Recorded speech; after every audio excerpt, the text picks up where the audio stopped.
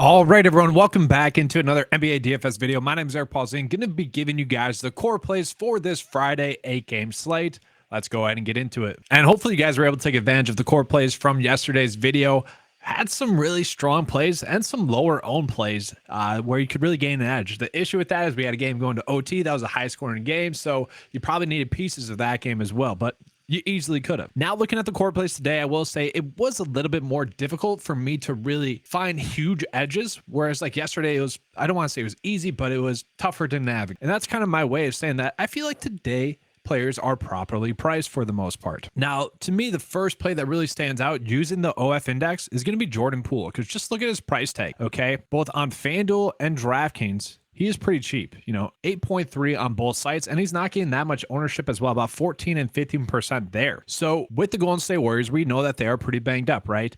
They're going to be without Curry. Wiggins is looking like he's going to sit, currently questionable. Okay, he's without a timetable, and that report came out yesterday. So my assumption is that he's not going to play. And so I'm going to assume that the model is also going to be pulling that in as well. Let's just double check that. Okay, exactly. That's what the model is saying as well. So Jordan Poole, if he gets 36 minutes or so, which is what I would kind of expect, his per 36 numbers with both Curry and Wiggins off the court is around 38 fantasy points per 36 and 41 DK points per 36. Now, this is going to be very much a matchup-based play. The nice thing about Golden State playing last night is that they didn't play that many minutes, okay? Jordan Poole only played 29 minutes. That means he didn't get his final rotation. That's because they got blown out. And he could be part of the reason as to why. Had a terrible night shooting, 3 for 13, 2 for 7. What is one of the better strategies to go with, especially in terms of a volume shooter?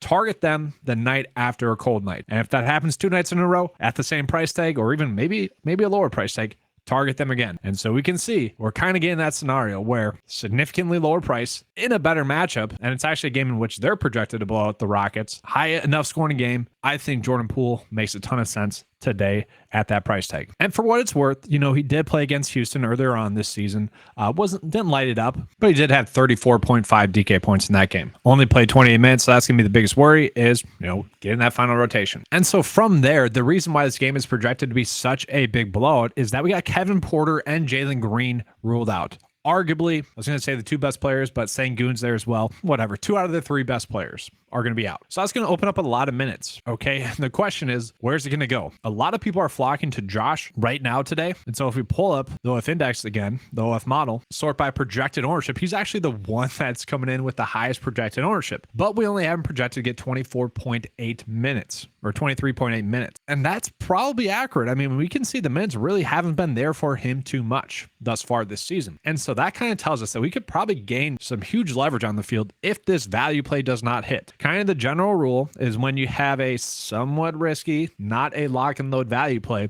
is to look elsewhere. And the beauty of today is that we can do that in the same game on the same team. And so right now, as it sits, the best value on the board, and this is per the model, and this could change. Okay, this could change throughout the day, but as it sits right now, this is looking like one of the best values that we're going to get. That's because he's minimum priced, and we got him projected to score to get 24 minutes. So that's the biggest question mark with the Houston Rockets, because with Kevin Porter and with Jalen Green out, the minutes actually go in terms of most minutes. They go Easton having the most minutes, and he's pretty productive. His per 36 numbers are huge. It's 43 fantasy points per 36. The issue is he's never going to get there. Like they just don't give him the minutes for some reason. So that makes him a tough play, although he's at a cheap price tag. So I think it could be worth it a little bit. Like this is a play that I'd be fine with making too. And looking at it, a little bit chalky on DraftKings, 23, but he is less than Josh there. So someone you could play, only projected to get 20 minutes. I'm fine with that. After that, it was Eric Gordon, then Knicks, then Martin,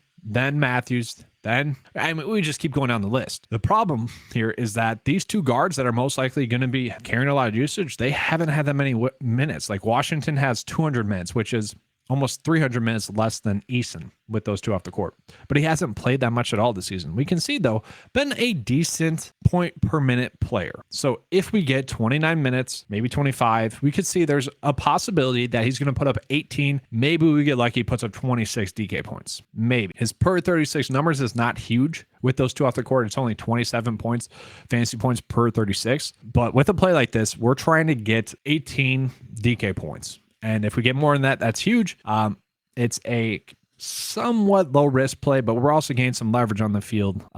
based off of the current projected ownership, because we can see no one's really playing him right now. And the nice thing about this play is we don't have to worry about the minutes really, in terms of the blowout. Like the minutes should be there for him regardless. So this is one of those plays that sure, maybe throughout the day, you ask the Discord chat, and so the link to that's in the description below. Just double check, make sure, hey, is that still a good value play? And I'm assuming it's going to be. And that's part of the reason why I did this video a little bit later, is that so we're not having to jump all over the board. Yesterday, my top play was Damian Lillard, as well as the models. An easy pivot, though, was just to go to Luka. Luka went off. That was great. So we got Washington Jr. as, a pretty strong play. To me, a really strong play is going to be another Washington. That's going to be PJ Washington. So PJ Washington, since the Mason Plumlee trade, has really been going off. And to me, he's kind of just been disrespected with the pricing as well. Like we can see 43, 35, 39, 46 DK points. And to me, that's not fluky. Okay. To me, like this is kind of what we should be expecting. And so we are seeing someone like Mark Williams getting a ton of ownership today. And I'm not saying that's wrong. He is probably too cheap. All right. Actually scratch that ownership thing. I just refreshed this. No longer there. I guess on FanDuel still at 14%. DK only 2%. So that changes my take slightly. That's the nice thing about the tools, is that they update throughout the day, just like that. Snap a finger, updates. You refresh it, new projections in there. So not a terrible play. But my worry with Mark Williams today is that he could get in foul trouble having to go against Rudy Gobert. And for what it's worth, Rudy Gobert is also too cheap as well. So he's also going to be a core play. This point was for PJ Washington. And yes, if Williams gets into foul trouble, it'll probably be Nick Richards. But I think we're going to see more PJ Washington playing consistently well. At 6.6, this is a cheap price tag. At 6.6, if we get 35 DK points, we'll take that, with the upside to go for 46, 43 DK points. He's someone that has been impressive, someone that just needed minutes, and now he's finally getting those minutes and being productive with those minutes. So love the fact that we can play him at power forward or center. That should open up a lot. He's going to be a player that I'm looking to play this slate. And then from there, I did mention Rudy Gobert going against Charlotte. I mean, it's kind of just been a cheat code thus far this season. The question is, how many minutes is he going to get? Probably going to get 36 minutes. Like, he should be a strong play today. So he is someone that I think I'll be looking at, has a great chance to get a double-double. Took advantage of Washington, which was a soft matchup. Houston, another kind of soft matchup for bigs, 34. And then last time out against Charlotte, 48. So to me, he's just kind of a standout play. So just some other values that are popping up there just for you guys. You got Morris, you got Anderson, Prince is popping up there, Dort's popping up there, Plumlee's popping up there. I'm going to go ahead and put Easton in there. Hopefully we get lucky. The issue with him is only projected to get 20.5 minutes. Obviously we want more than that, but the nice thing here right now is that we already got all the base positions filled out, and we have 7K left over to finish out this build. So let's go ahead and try to do that. So let's see what the top play was with the OF index, see if we can fit them into our builds in a logical way. LaMelo Ball, not terrible. SGA, not terrible. Edwards, don't mind that. Sabonis. Let's find another cheap play. Paul George. I like that. 8.2. So we got Jordan Poole as an 8K play that we can play. And then we also have Paul George as an 8K play that we can play. And then we also see Mikal Bridges. Yes, I should talk about the Brooklyn Nets as well. So let's put Paul George in there. Love the multiple position eligibility there for Paul George, forward or guard. We'll put him at guard for now. And then for what it's worth, I would still say, and I've been saying this for, I think, since the trades happened, all the Brooklyn Nets players are a little bit too cheap because they all could go off. I think Bridges is going to step up into a somewhat Tyrese Halliburton type role increase. Not to that extent, don't get me wrong, but I think we are going to see a much more consistent Mikal Bridges in terms of fantasy point production. And I do think we are going to see, on the season average is 32.7. I think we're going to see closer to 36. So not a huge take there, but he is someone that I think we could see go off consistently. Spencer Dinwiddie is a guy that I feel is too cheap. Now, last game against Miami, only shot the ball 4 times. That seemed pretty random. Bridges was going off. That's going to happen. I kind of feel like maybe we do one or the other, but I do think one of these two have a strong chance to get 40 DK points. At the same time, I would still say Nick Claxton, probably still a little bit too cheap. The issue with him is the minutes have not been there recently. Now, you could say foul trouble. We don't really know. And then Cam Johnson, not terrible, been productive, been stepping up. But the two players that we would try to get on are going to be Mikal or Dinwiddie. And for now, we'll go with Mikal. That leaves us with 5.4 left over. So I'm assuming it's going to be KJ Martin or maybe Cam Thomas. Let's go ahead and just look at what the model thinks is going to be the best play on DraftKings. So what we're going to do here, we have it already sorted by the OF index. what we're going to do is we're just going to drop the salary slider to 5.4.